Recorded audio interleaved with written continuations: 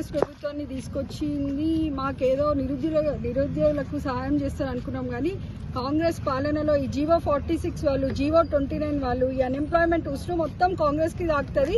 So మేము ఒక గట్టి నిర్ణయం తీసుకున్నాం. ఏంటంటే బీజేపీ పార్టీ నుండి అంజిరెడ్డి అభ్యర్థి నిల్చుంటున్నారు.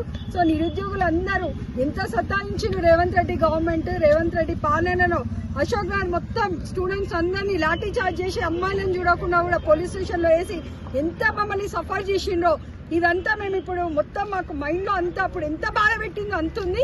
డెఫినెట్ గా ఈసారి మేము బీజేపీ అభ్యర్థి అంజిరెడ్డి సార్ని గెలిపిస్తామని అందరము వెళ్ళి మండల్ డిస్ట్రిక్ట్ కి వెళ్ళి మేము ప్రచారం చేయడానికి సిద్ధమైనము. ఈసారి కాంగ్రెస్ ఓటమి మాత్రం ఖాయం.